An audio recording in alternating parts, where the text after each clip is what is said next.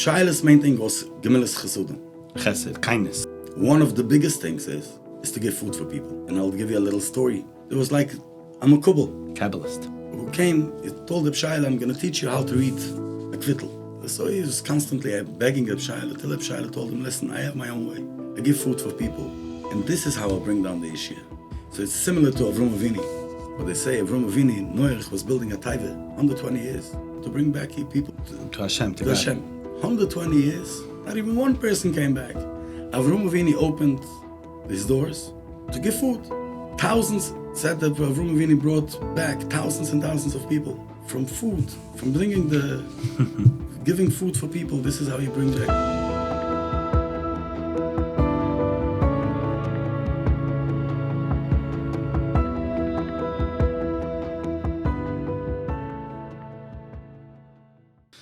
Beruchim Habaim, and welcome to Torah Talks Chazaq's program with special guests. We have with us Rabbi Moshe Yosef Friedlander from Kerestir, Hungary. Baruch haba, welcome. Aleichem Hashalom. Thank you very much for joining us on Chazaq's Torah Talks. And we're going to be speaking about Rav Shayele ben Rav Moshe from Kerestir. And before we discuss about the Rebbe, if we could discuss a little bit about your background and the great work you're involved with. My name is Moshe Friedlander, Moshe Yosef Friedlander. My father's name was David Friedlander. My father grew up in Kerestir. After the war, they went to Israel, and afterwards he came to America. I was born and raised here in America. I grew up in Satmar, in Monroe, but Kerestir was a part of our life. So I grew up constantly hearing stories from Rabbi Shayele and what happened over there. Plus, my grandfather, which I'm named after, Moshe Yosef Friedlander, he was a part of Rabbi Shayele's legacy over there. He basically wrote a lot of sfurim and stories from Rabbi Shayele. Basically, most of the stories today's days, which we know from what happened, he wrote it down. From your grandfather. My grandfather, yes. As we say, he preserved Rabbi Shayele's name a lot. And in the old days, an old person walked on the street and he met another person. What was his question? In Yiddish, "Von wann sind Sie? Where are you from?" So my father said, Kerestir. So every Hungarian Jew had a story from Rabbi Shayele. So I grew up listening to that stories. And that's your connection till today. And that's my connection till today. And that's the connection now from Klal Yisrael to Rabbi Shayele. Basically, that brought back Rabbi Shayele to our life. So that's the Shaila, that's the question. How is it that the impact of Rav Shayele ben Rav Moshe became so, it's 100 years since the Yahrzeit, with understand? Yes. And today, Rav Shayele ben Rav Moshe, there's the signs, there's the pictures. It became, with understand, it became much more widespread. How would you say that? Around 10 years ago, it's not even 10 years, I decided to build a mikveh in Kerestir. In Hungary. There was nothing over there. I went there with a friend of mine. We bought a place. And we started building a mikveh. But we were there, we started going there often. And what was the matzah? What was the situation there when you went there? There was barely nothing. Wow. For sure, food wasn't there. Not only over there, because we were the first one giving out food, bechlal, in Europe. There was places where you had cold, refrigerated food, you had packed food from Meal Mart and whatever, stuff like that. But food, fresh food, there was no such a thing in Hungary by all the Skivet Tzadikim. Right. But I was there. While we were there for a day or 2 or 3, I cooked. We cooked a little food for ourselves. But every day some people came in. So we started bringing more from New York. One day, and that happened around 10 years ago. Right. One day we were there for a week actually, and it was the Yutzat from Rabbi Shayele's son-in-law that Friday, so we were prepared to stay there for Shabbos as well. He's buried in Adeline. He was the Adelina roof. So we brought along food to cook for Shabbos. Mm. And there was a little motel bed and breakfast, kind of, a little place over there. And we rented a few rooms. That old lady asked me if why I didn't buy her place. I told her you were asking too much money. So she told me, give me a number. How much you want to pay for it? I gave her a number, I threw a number. She said, no problem. Oh, wow. I said, okay, the condition is I'm getting the keys now. And whatever you want from this place, you're taking out tomorrow morning. She did it. Wow. That was Tuesday. That was Monday, B'Shalach. Tuesday night. We cooked already over there. There was a little kitchen over there. We kashed it, and we cooked dinner. We had over 50 people eating that night dinner over there. Wow. So that was... The beginning. That was the beginning from Chazaq Ma'aser from Rav Shayele. We decided we're staying open. Unbelievable. But again, the impact today, all over, there's people building houses in this neighborhood over here. They put by the green fence, when you're building a home, there's green fences with permits and this permit and that permit. There's a picture of Rav Shayele ben Rav Basically Moshe. putting up a permit from Rav Shayele over there. So what's the reason for that? The reason for that is we're going to go in more to details what Rav Shayele did. Right. And then we're going to go backwards with that. But from that time, people started coming. We started making noise. We put it out. It didn't go the regular way in the media, whatever, but we put it out on WhatsApps and whatnot. People started coming. How far away is it from New York, more or less? It's the problem is there's no straight flight, so you have to take a flight with a connection. So it's between 8 hours and more, depends what kind of connection you have. Well, but the old days it was like 8 hours straight. Now, currently, there's no straight. There's no straight, no. But in the past, there was a straight flight. Yes. Got it. 8 hours away. So you were saying, I'm sorry. So you started getting the word out and people started coming. People started coming. And as soon as people came, they saw Yeshias and they brought They more saw people. salvations. They saw their prayers answered. And they brought more people. And everybody, whoever was there 10 years ago, now there's thousands of people coming through that person. Wow. So it became the most popular place as far as I know. And now I'm quite involved in Europe. I see what's going on all over. It's the most popular visited place by Jewish people. In that area. Wow, unbelievable. Not only in that area, all over Europe. All over Europe. Psh. And we have all kinds of people, Sfadim, Ashkenazim, Litvische, Hasidische. I know people that go, yeah, of course. From all kinds of backgrounds. We have had people from Iran came. Oh, wow. From Iran, they came through London and they came over there. So as soon as people saw Yeshias, they came more and more. And the more Yeshias you see, the more people are coming. And what it is, it's basically, Rav Shayele said if we're gonna continue his work, basically to give food for people, you're gonna see, the Yeshias are gonna continue. So I guess we started this place, and people see Yeshias, and his legacy is continuing. It brings more Yeshias. It brings more Yeshias. It brings more people. So back then, let's discuss the Rebbe's lifetime, Rav Shayele ben Rav Moshe. The Rebbe was known for just having a chassidus orchim, like Avram Avinu inviting guests, or just having a home that was open. What was the greatness, I guess, or the root of the greatness of Rav Shayele ben Rav Moshe? Rav Shayele's main thing was Gemilas Chasudim. Chesed, kindness. And it doesn't matter in which way. One of the biggest things is to give food for people. And that was, and I'll give you a little story. It was like a makubal Kabbalist. who came, he told Rav Shayele, I'm going to teach you how to eat a kvittel. Letter. So he was constantly begging Rav Shayele, till Rav Shayele told him, listen, I have my own way. I give food for people.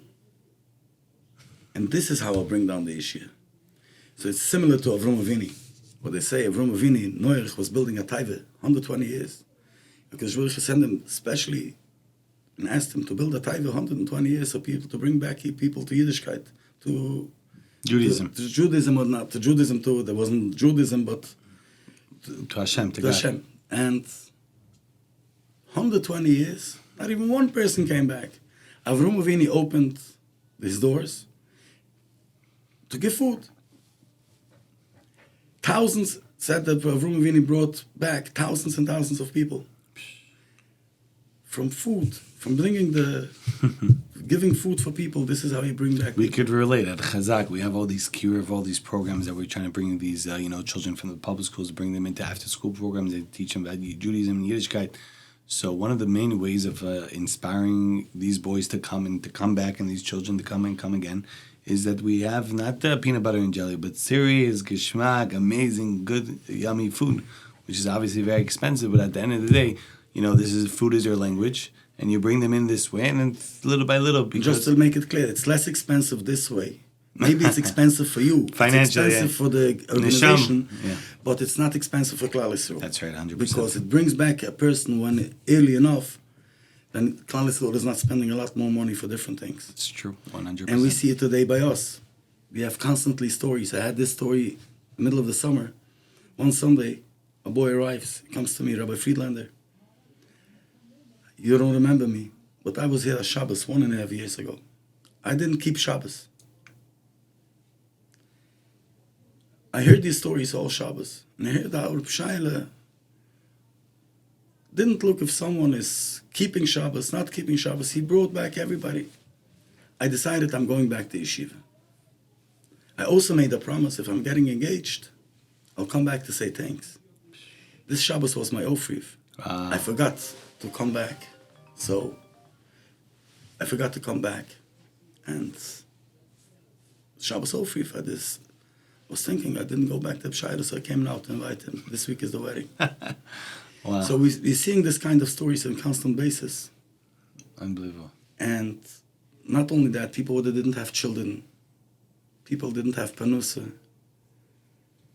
and all kinds of different stories. People that were sick. We have this interesting story. There was a goite who came to me a few years ago. She actually came from New York. But her mother and her brother, they all live in Budapest. So she arrived one Sunday. It wasn't a Sunday, it was the middle of the week. She arrived with them in Kerestir. She called me up before. She didn't have a passport. I should help her. She came there, and I have a guy over there who speaks Yiddish. He learned Yiddish over there, and he also had a story from Rav Shayele. So he told her the stories. So her brother started crying. A guy started crying. He said, "My son has stage 4 cancer. And his body is paralyzed. And the doctors say that he's going to die in the next few days. What can we do?" So I told her, "We're building a wall. We're building a sporting wall over there." I said, "Give something and go up to Rav Shayele and tell Rav Shayele that I helped your place and help me." She sends me a message so she did it. She sends me a message a few weeks later. "Good morning, my friend. I just want to let you know that a miracle happened this morning. My nephew's brain tumor disappeared." Wow. And we have seen such stories, hundreds, if not thousands. Wow, unbelievable. And we're seeing stories, people are coming down, people are sending kvitlich. And we have our lines open, basically people could call in anytime for a kvittel. To send in names or... Without money, they don't have to pay for it, nothing. And people pray We're sending at out the cave, at the gravesite, that Hashem, through this tzaddik, this righteous person, should answer their prayers. That's what is being done. So going back to Rav Shayele, I'll tell you this. In Hungary, there was a big goon. His name was the Masel Melech from Weizen. He was once on the train with his president, Rashikul. And Rav Shayele was in the same wagon as him. And Rav Shayele was there with a lot of people, and he gave tikkun. He gave l'chaim and cake and whatnot. So this president of his is asking the Masel Melech, "What is with Rav Shayele? He's giving out food and people see his shears." So the Masel Melech told him like this. I guess he was expecting some negative answer. So the Masel Melech told him, Three things the world stands.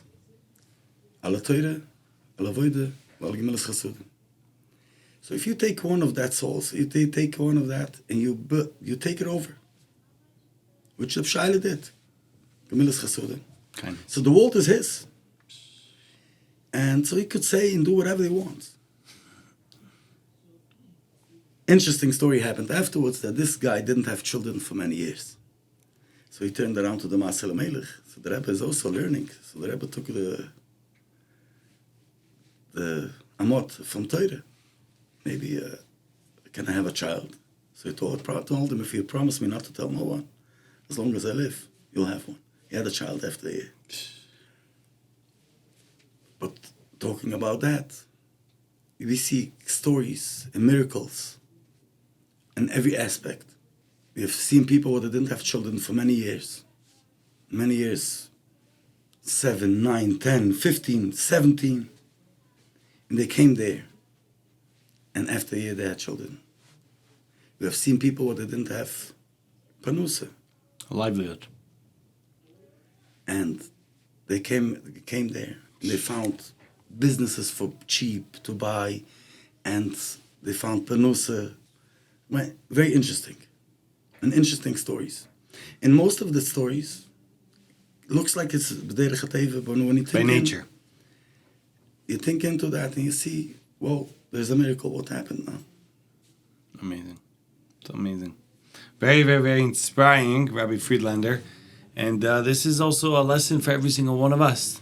That not to just be like, oh, look at such a big tzaddik, such a big righteous person, and he did so much chesed, so much kindness. But every single one of us could have that light, that aura of chesed, of kindness to others as well. You know, I go to a lot of different communities. I have the zchut to Baruch Hashem, whether it's Chazaq or speaking, whatever it may be. I see that the picture, now I understand, the kitchen. By the kitchen, there's the picture as well. Because the Rebbe was very big into feeding people. Correct. There's a story, there's boys who arrived one morning to Rav Shayele. So Rav Shayele's son, the second Rebbe, Rabbi Moshe, was there and I asked them, did you guys daven? Rav Shayele started knocking on the table. No. Did you guys eat? He ran out, he brought them cake and coffee. And he told Rabbi Moshe, don't ever ask someone if you davened. Don't be worried about their rachmias.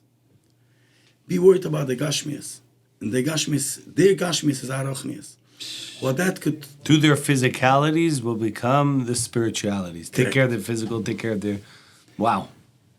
And that you could see in what, like you said by Chazaq, you're giving for all these boys, you're giving food. You bring them back with that. Judaism is lovely. Yes, it is. It's the best. It's amazing. And if you bring it out in the way what we understand today's days, you see that you could be a Jew, you could have fun, you could be good. It's the best thing in the world, 100%. The rachnius will come out anyway. 100%. Very, very inspiring message on a personal level. We have the shul, where it's a happening place, Kilo Charm Circle. I'm talking on a personal level. And there's always this discussion within a few people. Should it be open door policy where there's constantly food? While there's other people saying, oh, it causes a mess. And there's crumbs and there's this and that. And I've always had the opinion, and Baruch Hashem, we do this, is to have open door policy. Let people come, let the fridge be open, let there be cookies and cakes and refreshments. So it's 100% true. It's very, very, so by the way, David HaMelech said it already in the first Pusik in Tehillim. Asher Yosh V'Vasechu. Don't say Asher Shemish Shemitpalad V'Vasechu. Yosh V'Vasechu. It's always good to bring in the people. The minute they're sitting there, they will daven, they will say Omain, they will say things, and they're going to do something. 100%. They're part of us. Actually, we are part of them. 100%. We're all B'nai Yankov. Very, very powerful, Rabbi Friedlander. You inspired me on a personal level, and I hope everyone that's listening and watching over the world will take on something upon themselves as well. We have a minhag, we have a custom on Chazaq's Torah Talks, is a final message for our broad audience. The final message is, and before sure. I'm going to say the final message, is I'm going to go back to what you said, open doors. Like I said, I'm from Satmar. We go in uniform, hats and suits. But Klal Yisrael is not only Satmar or Hasidus or whatnot. We have all kinds of people coming over there. So our policy is basically our doors are open. Anybody could come in. Anybody could eat. Is there a 24/7. website? Is there a phone number that people could connect with Kerestir? Yes. If you want, I should. Yeah, please. Yeah. You could WhatsApp or text by 718-930-4859. That's the number. And there's an office number as well. You could call 347-314-4193. And anytime anybody needs a kvittel to send, we don't charge money for it. Amazing. Although we do live on donations, but we want everybody should have access to Rav Shayele easy. You could always come to Kerestir, come there and eat. You don't have to order, you don't have to pay. You could give a donation if you want. You don't have to give a donation. Nobody's asking, nobody's bothering you. And the idea is to come, and the Ari Kodesh says that if you come to a tzaddik, the tzaddik wants people to come. If you come to a tzaddik, he owes you a favor. And there's another thing, it says, Amai v'doiden l'talmud chochem, keli hai v'bekiren. What doiden can you bring to a talmud chochem which is not alive? If the Ari Kodesh says that the tzaddik wants you should come, you could bring another person to Rav Shayele. You bring another person for Rav Shayele owes you. He owes you, he's going to give it back to you. He's going to pay back. Amazing. Now my final message to Klal Yisrael is like this. We opened a place of chesed, but it's a snowball. There's no place in the world right now where you don't see Rav Shayele. And it's unbelievable what happened. But everybody could be part of Rav Shayele. Everybody could be part of Rav Shayele, which is Gemeres Chasudim. We learned in the previous Pashas, about Avram Avinu giving food. And this is basically Pashas. Vayayru was the foundation. And from there we're learning out the whole thing from Echnos Esachem. And we know that Avram Avinu, this is how he brought back all these people to Hashem, to God. We could all do that. 24 hours. You see someone on the street. You see someone who needs help. You help him out. Sometimes it's only a few words.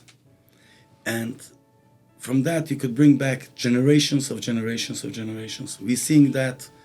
I'm there for 10 years, talking to all kinds of people from everywhere, from all walks of life, and all backgrounds. I see it back after 10 years. I see already generations. So we should all be with Hatzlacha, and Hashem should help. We should see Mashiach together soon. Amen, amen. Yeshikach, Rabbi Friedlander, thank you very much for joining us on the Chazaq Torah Talks.